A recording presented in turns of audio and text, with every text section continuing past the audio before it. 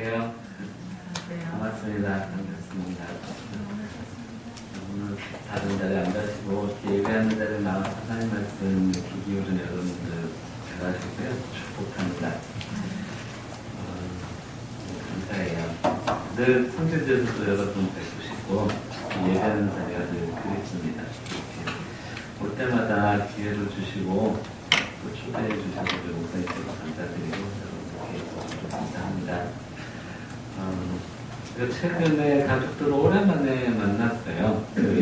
아내가 비자 때문에 한국에 머물고 아이들도 백신 때문에 한국에 들어와서 온라인으로 수업을 하고 지내느라고 저 혼자 한 몇 개월을 지내는데요. 뭐 매일 또 카톡이나 뭐 이런 수단들로 통화하고 하기 때문에 그렇게 외롭거나 그러진 않았지만 오랜만에 가족이 함께 모여서 예배하는 그 즐거움을 다시 볼 수 있게 해주신 하나님께 감사드립니다. 예전에는 저희 아이들이 어렸을 때는 저희가 가정에서 매일 가정 예배를 드렸거든요. 그때 참 너무 행복했던 기억이 있는데 이게 좀 아쉬워요. 요새 그렇게 할 수 없는 게. 저희 요즘 일주일에 한 번 정도 하게 되는데 최근에 저희가 이 신명기 말씀으로 같이 예배를 드리면서 오늘 본문 말씀을 읽고 비장한 마음 가진 태도로 이렇게 가족들이 임했던 적이 있어요. 이 말씀은 이 자리에 계신 우리 모든 성도님들과 또 우리 자녀들에게도 꼭 필요한 말씀이라고 생각되어서 오늘 같이 나누고 싶습니다. 최근에 대통령 선거가 있었죠. 그래서 여러 가지 이슈들이 있었는데 특별히 저는 그 여러 가지 건들 중에 무속신앙 논쟁에 대해서 관심을 좀 많이 갖게 됐습니다. 하나의 해프닝으로 끝난 듯 하지만 사실은 그것이 대한민국의 현주소 또 더 나아가서는 한국 교회의 현재 상황과 상태를 진단할 수 있는 한 중요한 요소라고 보고 그것이 우리에게 어떤 도전과 기도 제목을 주는지 오늘 본문 말씀을 통해서 함께 나누고 싶어요. 종교학자들은 종교를 고등 종교와 하등 종교 이렇게 두 가지로 구분을 합니다. 그 기준이 무엇일까요? 어떤 종교는 고등 종교고 어떤 종교는 하등 종교가 될까요? 여러 가지 기준이 있을 수 있겠지만 크게 두 가지를 말합니다. 첫 번째는 경전이 있느냐, 이런 성경이 있느냐. 기독교의 성경이 있고 이슬람교는 또 쿠란이라고 있죠. 그다음에 불교들도 불교 경전이 있습니다. 꽤 큰 고등 종교로 분리되는 종교들은 다 이런 경전이 있어요. 하등 종교는 이런 게 없습니다. 또 한 가지는 다 가르침이 다르고 신앙의 형태가 다르긴 하지만 공통적으로 고등 종교에서 볼 수 있는 요소는 그 종교가 그 종교를 신봉하는 사람들에게 자기 비움이라는 걸 가르친다는 거예요. 성경에서는 자기 비움 대신에 어떻게 했습니까? 자기 부인이라고 해요. 누구든지 자기를 부인하지 않는 자는 예수님의 제자가 될 수 없다. 라고 성경에서 명백하게 가르치고 있습니다. 다른 종교들에도 이런 부분이 있어요. 그 불교, 제가 있는 나라 불교가 많죠. 근데 거기 불교에서도 사람들로 하여금 마음의 욕심을 갖지 않도록 자기를 비우도록 가르칩니다. 근데 하지만 하등 종교에서는 그런 것이 없어요. 하등 종교는 자기 비움이 아니라 자기 채움의 종교입니다. 그냥 나를 어떻게든지 채우고 소유하고 이런 것들이 그런 욕구가 다예요. 그래서 이런 것을 우리가 대표적인 게 이제 샤머니즘 이런 것들인데요. 한 개인이 샤머니즘을 신봉하는 것은 뭐 그 자신에게 영향을 미치는 차원에서 끝날 수 있겠지만 어떤 중요한 기관의 가정의 국가의 이제 지도자들이 샤머니즘에 빠져 있다면은 그것이 어떤 공공성을 해치고 사익을 추구하는 것이 공익을 희생시킬 수 있는 그런 결과가 될 수 있기 때문에 무척 중요하고 의미 있는 것이었죠. 저는 오늘 여기서 정치 얘기를 하려고 하는 것이 아닙니다.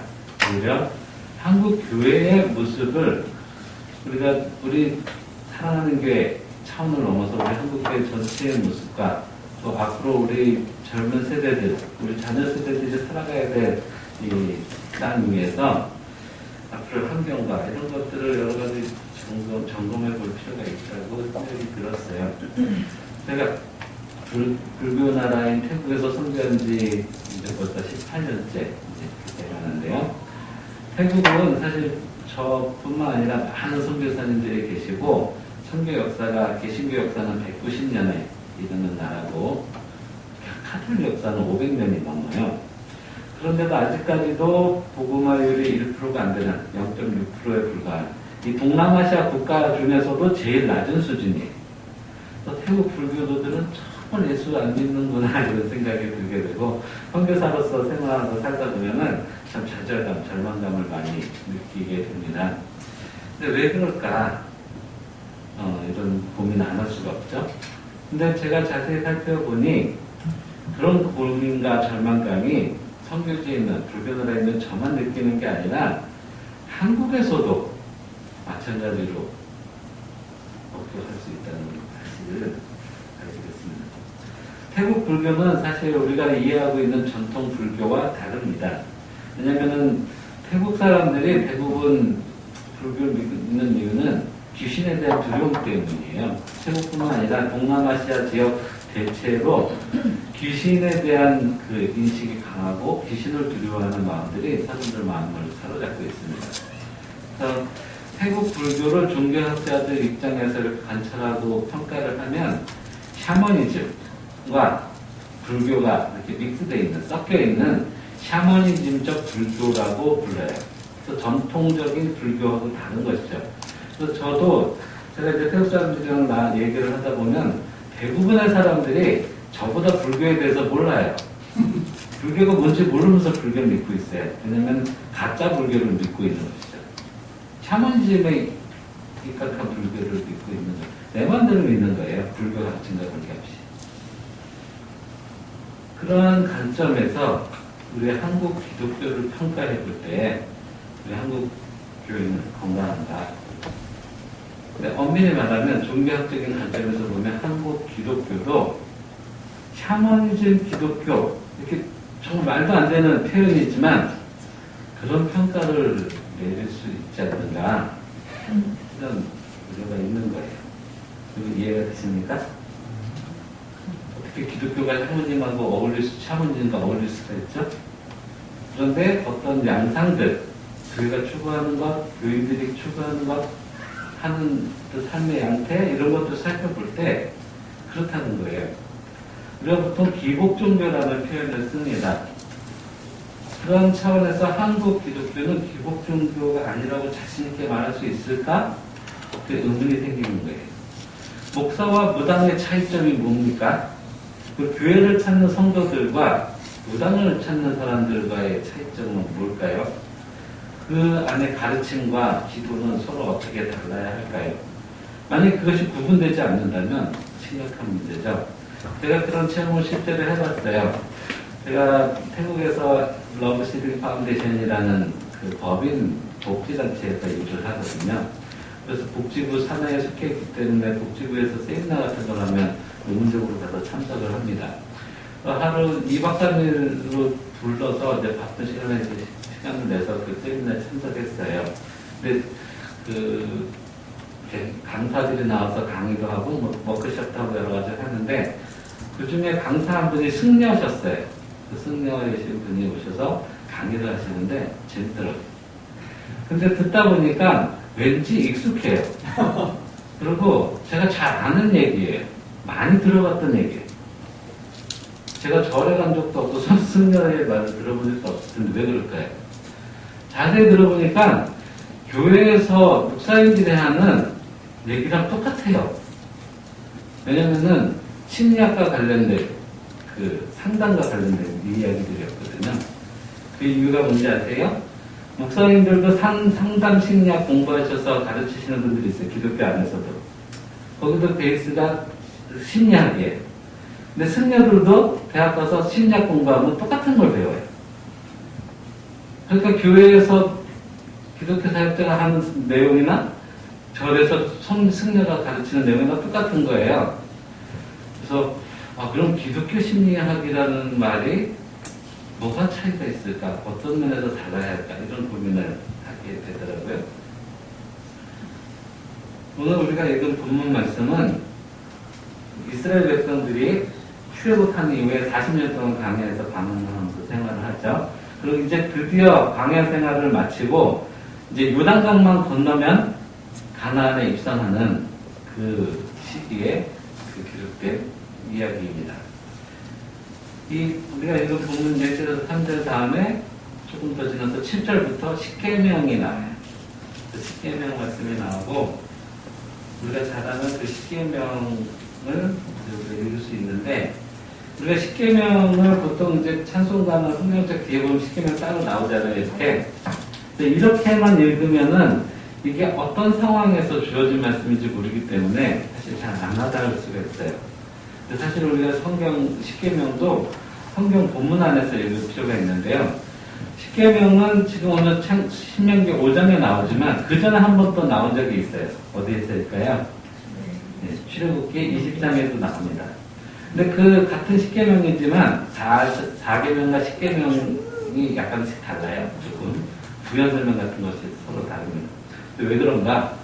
왜냐면은 각각 다른 시간과 장소와 상황에서 주신 것이기 때문인데요. 출애굽기 20장에 나오는 십계명은 이스라엘 백성들이 애굽에서 노예 생활하다가 탈출해서 나와서 받은 이제 광야 생활을 시작하기 전에 받은 말씀이에요. 그래서 그 애굽에서 노예 생활하던 그 세대들이 그 시대산에서 받은 말씀이죠.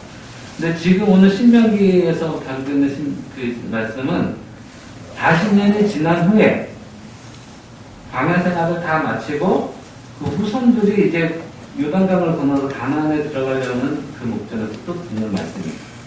그래서 그게 차이가 있어요. 그래서 그 듣는 대상들이 다른 거죠. 그래서 지금 출국해서 광야 생활을 했던 애굽에서 그 노예 생활을 했던 세대들은 이미 거의 다 죽었어요. 광야에서. 그 가나안에 들어간 사람들이 우리가 잘 알듯이 요셉과 갈렙밖에 없습니다. 그 지금 듣는 세대들은 그 자녀 세대예요. 그래서 십계명을 주시는 그 본문을 통해서 우리가 두 그 청중들을 구분한다면 앞에는 부모 세대, 그 다음에 뒤에는 자녀 세대 이렇게 구분해 볼 수 있겠습니다. 근데 이 세대를 막론하고 이 이스라엘 백성들은 그 당시에 모두 참 힘들고 어려운 삶을 살았어요. 그 부모 세대는 400년 동안 조선 때부터 계속 노예 생활을 해왔던 억압에 지쳐있는 사람들이었어요. 그리고 이제 드디어 그 노예에서 해방돼서 가나안 땅을 향해서 나가지만 아직 갈 길이 멀어요. 그들은 아직 예측하지 못하고 있겠지만 40년 동안 광야에서 생활하게 될 거예요. 요즘은 그 캠핑을 즐기기 위해서 하지만 이분들은 그냥 일상생활의 캠핑이고 40년 동안 캠핑한다고 생각해요. 집도 없고 텐트에서 매일 자고 또 정착해서 사는 게 아니라 매일 옷을 옮겨 다녀야 되고 그런 피곤한 삶을 살아야 되는데 이 후세대, 자녀 세대도 마찬가지죠. 광야 생활은 마쳤어요. 하지만 이제 가나안 땅에 들어가게 되면은 그냥 다 준비되어 있는 아파트에 입주해서 편안하게 살고 그런 것이 아니라 그 땅에 이미 살고 있는 거주민들과 싸워서 그들을 다 진멸해서 죽이고 그것을 뺏어서 내 걸로 차지해서 그 다음에 집을 짓고 또 직장을 구하고 뭐 이러면서 살아야 돼요. 그 이스라엘 사람들의 삶의 조항을 생각하면 얼마나 피곤하고 힘들었겠습니까? 우리가 지금 코로나 2년째 너무 힘들다고 말하지만 우리가 겪는 어려움은 이 백성들이 겪었던 삶의 매일매일 그것도 하루 이틀이 아니라 40년, 400년 이런 삶하고 비교하면 우리는 감히 참 우리 인생이 어렵다 이렇게 말하기도 힘들 거예요. 그런 백성들에게 정말 절실하고 간절한 것이 있다면 무엇이겠습니까? 좀 쉬고 싶을 거예요. 좀 이제는 텐트에서 안 자고 좀 좋은 집이 아니더라도 그냥 집 하나 지어놓고 거기서 여기저기 이동하지 않고 좀 머물고 하고 싶을 거예요. 광야 동안에 계속 만나만 먹었어요. 40년 동안. 물론 매출하게도 먹고 하나님 다른 것도 공급해 주셨지만 같은 거를 계속해서 반복해서 먹었어요. 이제 정말 지칠 때도 됐어요. 그렇죠? 그러면 그들의 간절한 필요는 우리가 뭐 말 안 해도 이렇게 짐작할 수 있습니다. 근데 하나님께서 그런 백성들에게 하나님께서도 그들의 고통과 아픔과 간절한 그 필요를 아시겠죠. 그런데 그들에게 내가 이제 너희가 고생했으니 이제부터 너에게 복을 주고 은혜를 베풀고 너에게 평안을 주겠다 이런 말씀을 주시는 것이 아니라 십계명을 주고 계시는 거예요. 근데 십계명을 오늘 우리가 읽으면 굉장히 좀 이렇게 단순한 당연한 것처럼 느껴지는 부분도 있고 또 시대 정신과 맞지 않아서 이거 이렇게 해야 돼? 라고 생각하는 부분들도 있을 수 있어요. 아무튼 십계명은 그 당시 그 주변의 다른 민족들이나 백성들에게는 전혀 존재하지 않았던 그런 것들이에요. 하나님께서 왜 그렇게 하고 계신가 하는 이유를 우리가 본문에서 찾아야 되는 것이죠. 첫 번째는 하나님께서는 그 백성들을 누구나 잘 아시지만 이 말씀 십계명을 주시는 이런 장면들을 통해서 하고자 하시는 말씀은 이 백성들에게 있어서 무엇보다 중요한 것은 바로 하나님과의 관계라는 것을 상기시키는 것입니다. 이 백성들은 의도적으로 하나님이 선택한 백성이에요. 당시에 다른 민족과 다름없이 이렇게 살 수도 있었지만 하나님은 특별한 뜻과 목적을 가지고 이들을 택하셨기 때문에 그들은 그 목적과 뜻을 깨닫고 순종하는 삶을 살았어야 돼요. 그래서 그들을 이제 언약 백성이다 이렇게 부릅니다. 하나님의 창조 계획을 실현하고 회복시키기 위해 택하신 언약 백성이기 때문에 그들은 특별한 사명이 있었습니다. 그 사명은 뭐냐면 그들이 하나님의 백성으로 구원받고 하나님 백성으로 복을 받는 것뿐만 아니라 그들의 모습을 통해서 아직 하나님 알지 못하는 수많은 다른 민족들도 하나님을 알게 되는 그런 제사장적인 역할을 해야 되는 게 하나님께서 그들을 특별히 택하신 목적입니다. 그래서 출애굽기 19장 5절 6절에 시작부터 그것을 선언하고 시작하셨어요. 세계가 다 내게 속하였나니 너희가 내 말을 잘 듣고 내 언약을 지키면 너희는 열국 중에서 내 소유가 되겠고 너희가 내게 대하여 제사장 나라가 되며 거룩한 백성이 되리라. 너는 이 말을 이스라엘 자손에게 구하였습니다. 하나님이 이스라엘을 택하셨지만 이스라엘만 사랑하셔서 택하신 것은 아니에요. 하나님 모든 세계 민족을 다 사랑하십니다. 그래서 세계가 다 내게 속했지만 내가 이스라엘 너희 민족을 특별히 택한 이유는 너희가 먼저 본보기로 내 말을 잘 듣고 지켜서 행하는 하나님 백성의 모습을 갖추게 되면 다른 세계 모든 민족들도 너희를 보면서 하나님을 알게 되고 하나님 백성으로 돌아오게 될 것이다. 이게 하나님이 계획하신 거예요. 그래서 특별한 사명을 갖고 부르셨기 때문에 그 혹독한 훈련과 고난도 허락하신 거라고 이해하실 수 있는 거예요. 그래서 이 출애굽해서 광야 생활을 거치는 동안은 우리가 보통 광야 학교다 이런 표현을 씁니다. 늘 훈련받는 과정이었어요. 그 훈련은 자기 정체성을 깨닫고 그 자기 정체성을 분명히 가지고 살아갈 수 있도록 만들기 위한 것이었습니다. 이제 이 백성들이 그 훈련, 광야학교에서의 40년 훈련을 마치고 그 약속하신 땅에 들어가기 직전에 있습니다. 근데 하나님께서 이 백성들에게 그 십계명을 이 상황에서 두고 계신데 아까 제가 부모 세대, 십계명을 처음 받았던 부모 세대와 두 번째 지금 본문에서 받고 있는 자녀 세대를 구분했는데요. 여러분 생각에는 어떤 그룹이 더 마음에 공감이 가십니까? 어떤 세대가 더 힘들고 어려웠을 거라고 생각하세요? 뭐 다 힘들었겠지만 저는 제가 이제 50대 어른이 되다 보니까 이제 저희 딸이 이제 20살, 21살, 20살 이렇게 어른이 막 됐어요. 저는 이제 부모 세대로 느낌이 들고 우리 딸들은 이제 자녀 세대 느낌이 들어요. 그럼 막상 또 아이들이 살아가야 될 이 시대와 환경을 생각하니까 더 그런 느낌이 듭니다. 아, 우리 딸들은 이 성경 본문에서 자녀 세대가 살았던 시대를, 비슷한 시대를 살겠구나. 나보다 더 어렵겠구나. 라는 생각이 들어요. 전 부모 세대가 육체적으로는 더 많은 고생을 했겠지만 영적인 어려움은 이 자녀세대가 훨씬 더 클 거라고 생각이 듭니다. 실제적으로도 이 자녀세대들은 요단강 건너서 가나안 정복 기간 한 7년 거치고 그 다음부터 사사시대로 들어가는데요. 한 350년 동안 이제 사사시대가 지속되거든요. 그때에 그 사사기에서 사사시대를 일컫는 한나비 표현이 있어요. 혹시 기억나십니까? 이때에 왕이 없으므로 백성들이 각각 자기 소견에 오른 대로 생하였더라. 이렇게 있습니다. 소견에 오른 대로 자기 멋대로 살았다는 얘기예요. 내 마음대로, 내 생각대로 그렇게 살았다는 얘기예요. 그럼 왜 그렇게 됐는가? 우리가 좀 살펴봐야 됩니다. 제가 샤머니즘에 대한 얘기를 했는데요. 하나님께서 이 광야를 지난 동안에도 그렇고 가나안에 들어갈 때도 그렇고 가장 첫 번째 미션으로 준 것이 그 다른 민족들과 섞이지 말라는 거예요.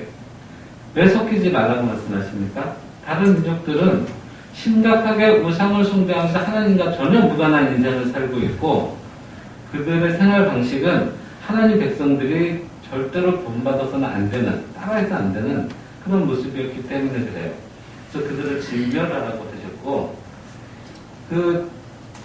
그런 요소들을 좀 잘 살펴보게 되면은 대부분 이제 우상숭배와 관련이 있죠. 그 주변 민족들을 하나님께서 진멸케 하시고 징계하신 이유는 우상숭배 때문이었어요. 그래서 이스라엘 백성들이 그 우상숭배를 배우고 닮게 되는 것을 가장 우려하시고 하나님이 질투한다는 표현을 별로 안 하시는데 이 우상숭배와 관련해서 나는 질투하는 하나님이다 라고 말씀하셨고 10계명에서도 1계명, 2계명 전부 다 나 외에 다른 신을 두지 마라, 우상을 섞이지 마라. 그게 가장 강조하고 있는 내용이에요. 여러분, 근데 우리가 성경에서 나오는 많은 우상들이 있지만 가장 대표적인 우상 그러면 제일 먼저 뭐 떠오르십니까? 바알이죠. 근데 바알이 어떤 신인가요? 바알은 풍요의 신이에요. 물질을 뜻하고 돈을 뜻합니다. 그래서 저는 우리가 성경을 읽을 때 오늘날 우리 입장에서 쉽게 이해하려면 바알이라고 쓰고 돈이라고 읽으면 돼요. 거꾸로요? 네. 하여튼 바알이라고 써있지만 우리가 그렇게 읽지만 이해하기는 돈이라고 이해하는 건 맞아요. 바알은 돈을 가르칩니다. 물질에 대한 욕망을 말해요. 근데 이스라엘 백성들이 왜 그 말같지도 않는 그런 바알을 혹은 다른 우상들을 탐하게 됐을까요? 이스라엘 백성들 입장에서는 우리가 아까 읽었던 본문에도 나오지만 하나님 말씀을 직접 들을 수 없었어요. 왜냐면 아까 우리가 읽었던 본문에 이렇게 기록되어 있어요. 10계명을 주시는 그 상황에서 하나님의 불같은 음성을 말씀하시는데 그 음성을 직접 들은 자가 모세예요. 근데 모세 외에는 그 사람은 직접 듣지 못했는데 모세는 안 죽었어요. 근데 백성들이 뭘 두려워하냐면 만약에 우리가 하나님 말씀을 그렇게 직접 듣고 하나님을 대면한다면 우리는 틀림없이 죽을 것이다. 그렇기 때문에 더 이상 원하지 않으니 이 모세를 통해서 전달해 주시는 말씀을 우리가 듣고 열심히 순종하겠다. 이렇게 우리가 하거든요. 하나님 대면하는 것을 두려워했습니다. 할 수도 없었고. 그래서 하나님은 보이지 않는 분이에요. 이스라엘 백성들에게. 근데 하나님께서 기적을 통해서 계속 그들을 이끌어 오셨는데도 불구하고 금방 잊어버려요. 그렇다 하나님은 보이지 않아요. 그런데 그 주변의 이방 민족들을 보니까 뭔가 가지고 있는데 그들은 정착해서 잘 살고 잘 먹고 그런 것 같아요. 그게 부러운 거예요. 우리도 저걸 섬기면 저 사람들처럼 정착해서 잘 살 수 있을까? 이런 생각을 하게 되는 거죠. 하나님께서는 이스라엘 백성들을 자기의 백성으로 삼으셨고 하나님께 순종함으로 축복을 받는 그 삶의 원리를 깨닫고 배워야 되는데 엉뚱한 방법으로 하나님 믿지 않는 사람들처럼 복을 추구하는 모습이 되는 것을 싫어하시는 거죠.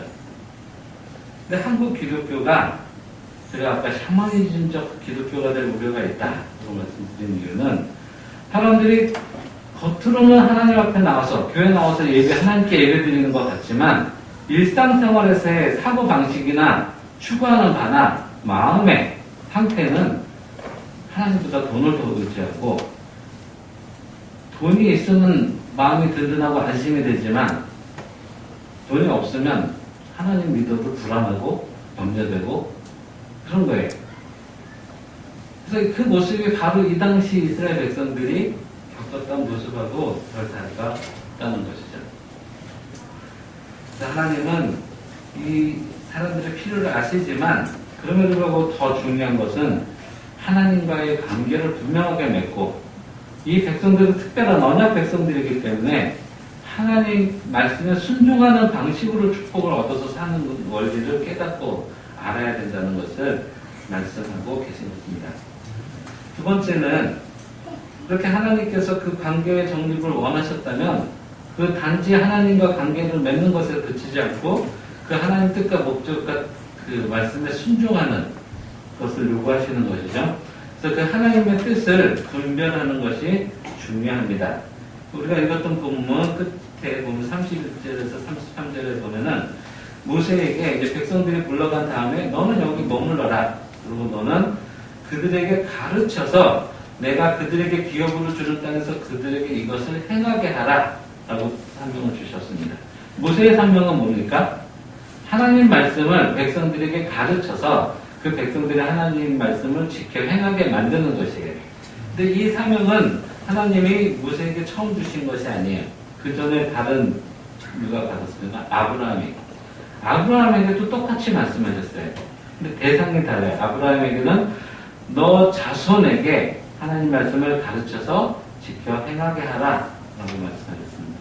이 똑같은 말씀을 신약시대에 와서 우리 예수님께서도 하셨어요. 그 바로 우리가 잘 아는 마태복음 28장 19절 20절의 지상명령입니다.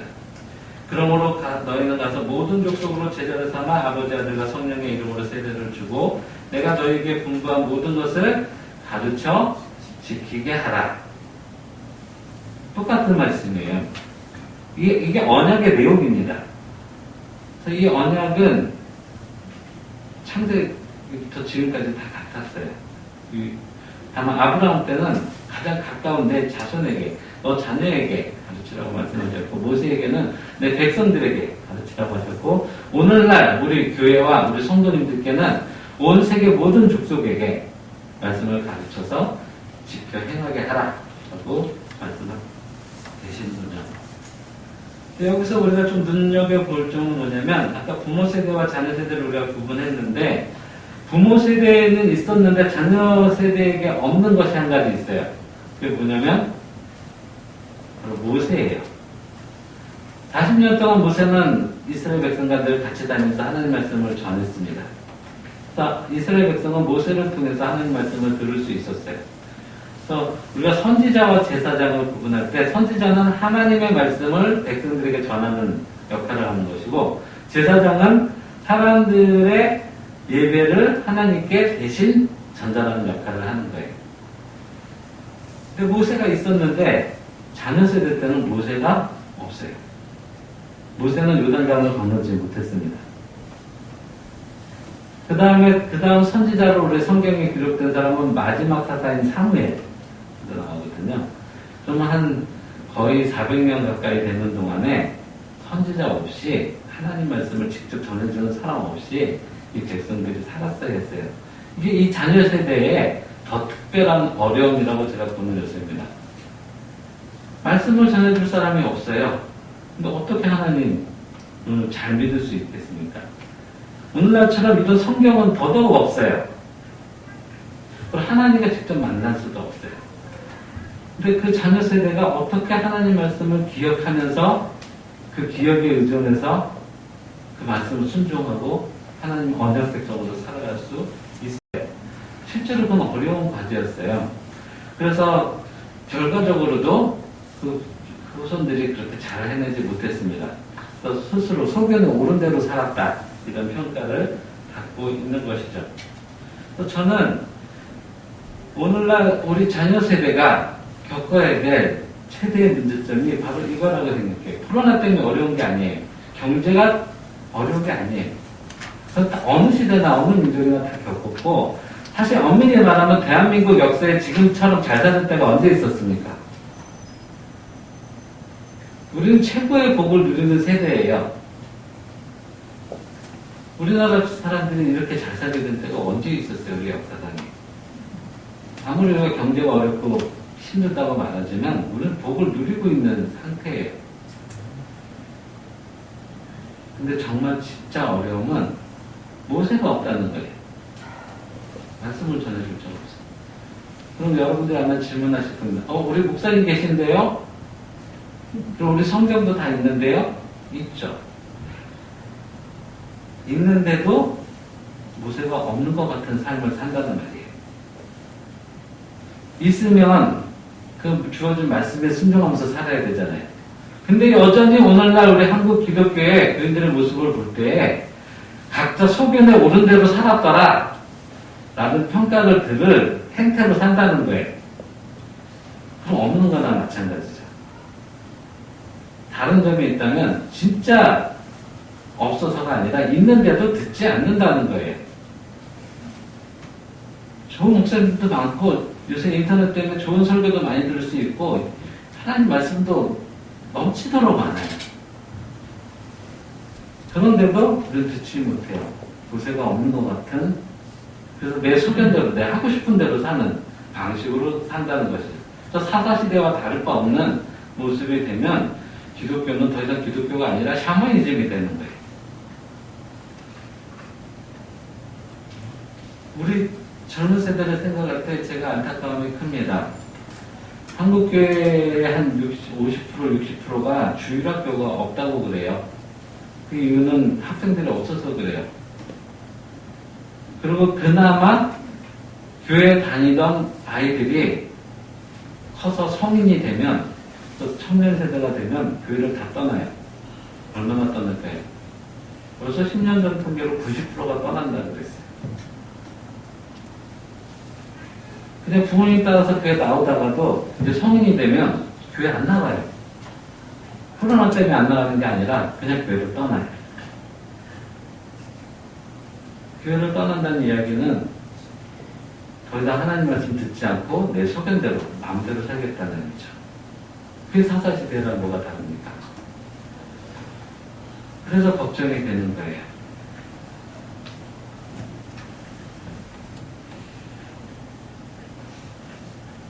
이 백성들이 지금 오늘 본문이 언약을 맺는 장면이잖아요. 그래서 근데 백성들이 어떻게 만납니까? 23절에서 27절 말씀에 보면 우리가 27절만 읽겠습니다. 당신은 가까이 나가서 우리 하나님 여호와께서 하시는 말씀을 다 듣고 우리 하나님 여호와께서 당신에게 이르시는 것을 다 우리에게 전하소서. 우리가 듣고 행하겠나이다.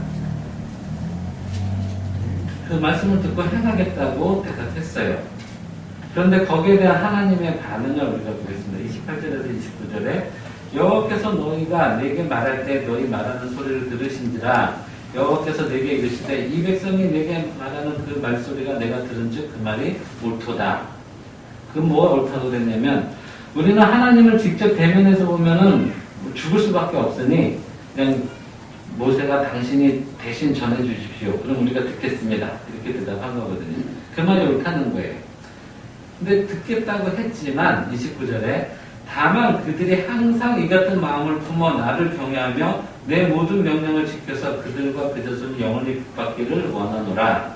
그 마음을 항상 똑같이 품어서 그냥 대답할 때만 네라고 대답하고 그 다음 잊어버리는 게 아니라 그 이후의 일상생활에서도 계속 기억해서 그 마음을 품어서 계속해서 순종하기를 바란다. 그래서 내가 너희를 더 마음껏 축복하기를 원한다. 라고 말씀하셨어요. 문제는 우리가 입술로 하는 말은 옳은데 기도하는 거나 아니면 우리가 말로 고백하는 거나 이 말은 옳은데 실제로 우리 마음이 그 말과 똑같으냐? 그리고 우리 일상생활에서 실제로 그 마음 입술로 고백했던 것처럼 하나님 계명을 지키면서 사느냐? 그 문제를 묻고 계십니다. 만약 우리가 입술로는 신앙을 고백하지만 우리 마음과 우리 삶의 행동이 실제로 그렇지 않다면 우리는 이 자녀 세대가 겪었던 일을 반복할 수밖에 없습니다.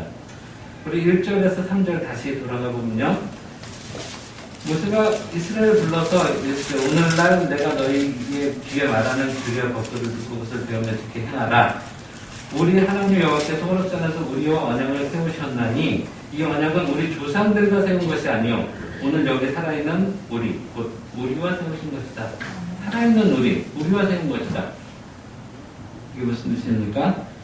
이스라엘 사람들은 아브라함의 하나님, 이삭의 하나님, 야곱의 하나님, 이스라엘 하나님, 요셉의 하나님, 이런 식으로 하나님을 기억했어요. 그리고 하나님이 그들의 조상과 언약을 맺으셨습니다. 근데 하나님이 내가 이제 너희 조상과 언약을 맺었었지만 지금은 너희와 직접 언약을 맺겠다. 살아있는 지금 너희와 언약을 맺겠다라고 말씀하시고, 이 말씀은 오늘 이 시간에도 동일한 거예요. 하나님은 여러분 한 분 한 분과 직접 언약을 맺길 원하세요. 아멘. 그냥 아브라함의 하나님이 아니라 여러분 이름을 넣어서 나의 하나님이 되기를 원하신다는 것이죠. 여러분 어떻게 반응하시겠습니까? 우리 자녀 세대들은 어떻게 그 하나님의 초청에 반응하고 있을까요?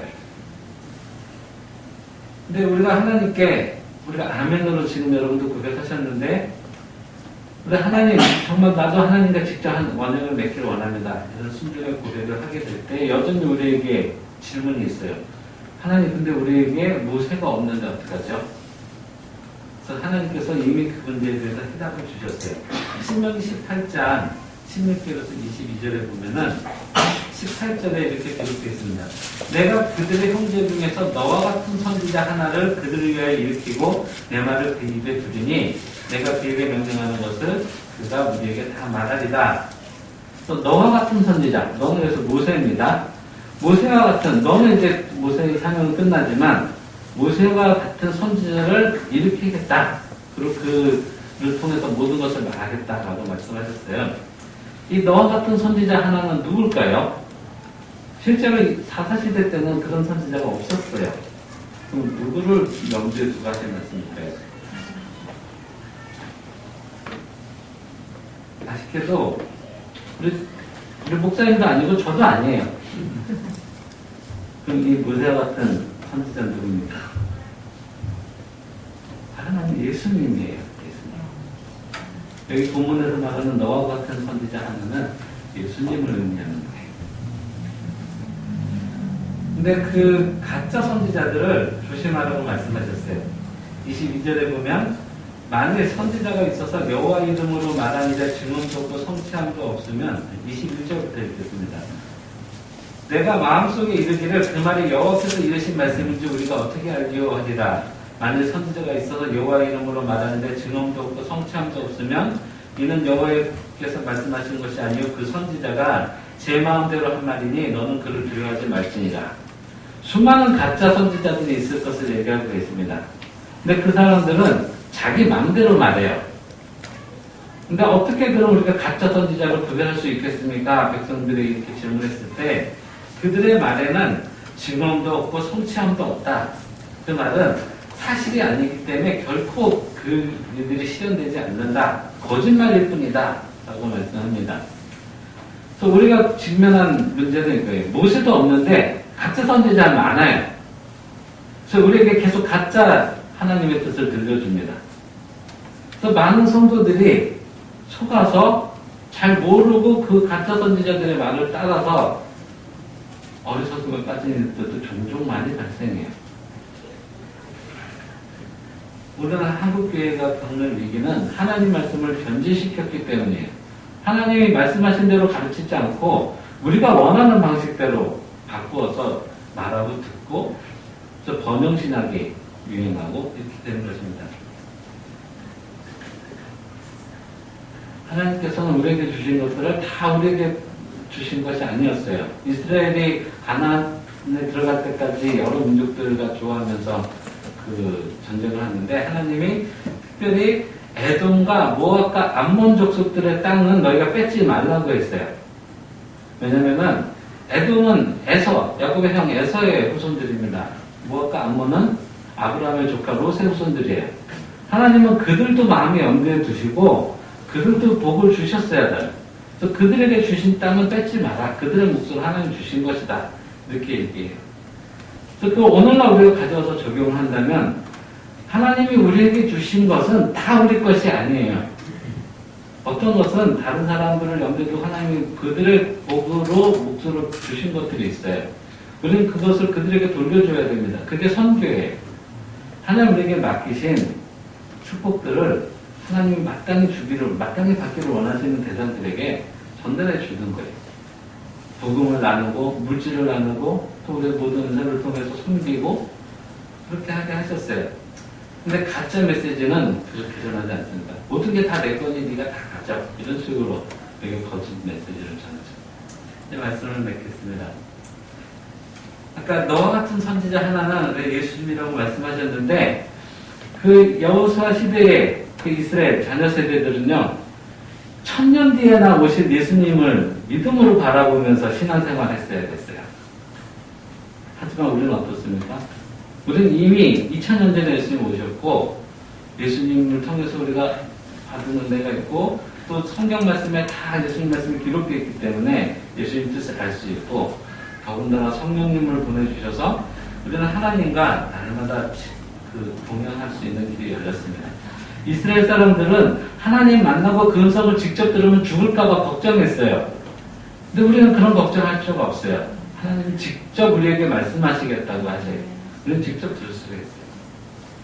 예수님과 교제하시면서 성령님과 동행하시면서 성경 말씀을 통해서 하나님 말씀을 직접 들으실 수 있고, 모세와 같은 선지자가 우리가 함께 동행하시는 거예요. 그러면서 우리는 훨씬 더 유리한 조건에 있는데도 우리가 모세가 어떤 각각 속에는 옳던 백성들처럼 살았던 게 아니겠죠.